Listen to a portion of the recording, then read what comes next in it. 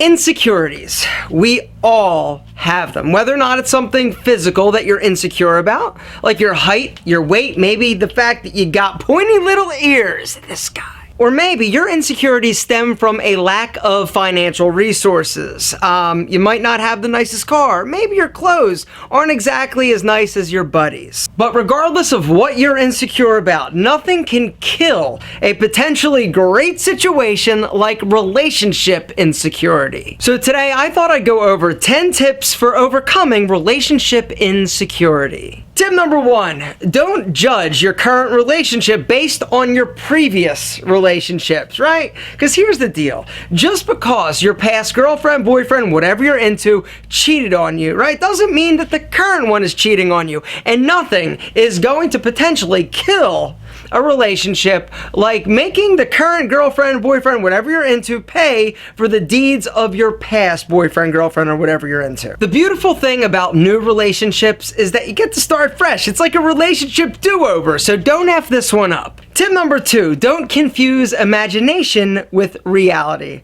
right? When we start getting insecure, we start imagining some crazy things, and you start reading into everything. It's like, oh my God, she didn't text back in 5 minutes. This means that she's definitely cheating on me. I know, because I have been there, brother. I have been like the super freaky paranoid guy that starts reading into everything like, oh my God, right? Well, here's the deal. What I learned is that the best way to basically squash this is to encourage open and honest communication from the start. But you have to start doing it when things are good, right? Not when things are bad. Don't be like, yo, we need to talk and we need to start being honest, because you're going to get weird and it's going to turn the other person off super fast. Encourage communication from the beginning, but don't read in or let your mind play crazy tricks on you. I know it's hard, but you've got to trust that if the person has something to say, they're going to say it to you. Leading us to tip number 3, which is stop trying to mind read. You can't mind read, and if you can, call Oprah, bro, because you are gonna be famous. You can't mind read, nobody can, so don't try.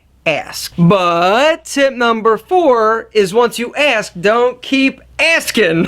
Yeah, right. Are you sure everything's okay? Yeah, everything's cool. 5 minutes later, are you sure something's not bothering you? You can talk to me, you know. Come on, open up. Are you sure? Then tomorrow, you're like, you're acting weird.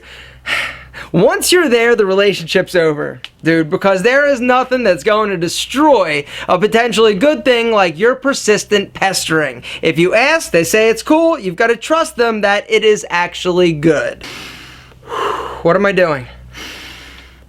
Exactly, breathing deep breaths. Tip number 5. Your relationship also needs room to breathe. Think of a relationship as a tree, a sapling. When it's new, it's fresh, you plant that sapling. What do? You nurture it. You give it water. You give it some dirt. You give it sunshine. You give it room to breathe.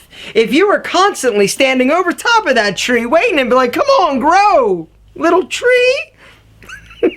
Come on! Yeah, exactly. You're going to smother it. And the same thing happens to relationships. Gentlemen, it is okay to have me time. Not only is it good, it is a critical component to a healthy relationship. All right? Because if you are, I'm holding on for dear life and I'm never going to let you out of my sight, that is a breeding ground for big trouble, my friends. You need to have your own things going on. You need to have outside interest, outside friends, all right? The best and strongest relationships are with people that have their own lives, right? They're individuals that come together, not one morphed individual. That's weird, awkward, and a doomed situation. Tip number 6 is understand that relationships are not always roses and puppies. Because here's the deal. A lot of times when we get into a relationship, right? A new relationship. How great does that feel? Like, seriously, you are walking on air, my friend. It's like, yeah. And you're just, right? It feels amazing. The endorphins, everything is going crazy. Well, guess what?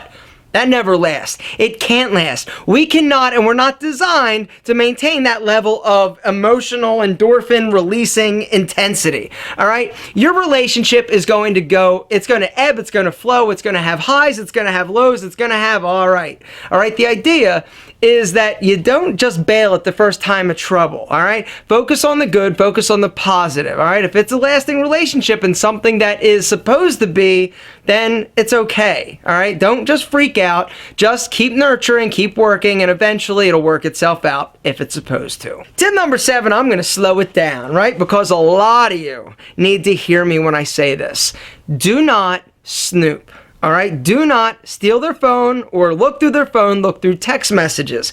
Don't break into Facebook. Don't look in emails. Guys, I am here to tell you, once you reach that point, right, the insecurity point at which you feel the need to snoop, you'll never stop because you'll never trust them. And I'm telling you, if you look hard enough, you're going to find something that you're going to misread and turn into a situation. And here's the thing, right? If you look, right, and you find something that you want to question them about, what are you going to do? You're going to act weird. Right? You're not going to come out or if you do come out and confront them, they're going to be like, yo, what? You looked through my stuff? And you're going to be like, yeah. But I had to, and then you're going to try and make up some excuse of why you needed to look in their phone and go through 27 text messages. Guys, I am here to tell you, do not start that situation because once you start, it is impossible to stop. Bringing us to tip number 8, go with your gut. Instincts, we all have them, listen to them. But if your instinct is telling you something that's a little bit off, then ask, but don't snoop. I'm telling you, there is absolutely nothing positive that comes from it. Tip number 9 is an important one, and that is there is nobody else who is responsible for your happiness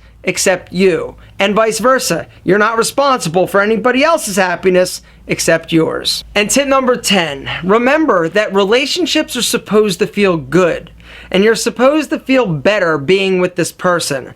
If it comes to a point where you don't feel good when you're with somebody, chances are it's not the right person and it's time to break up. Is it going to suck?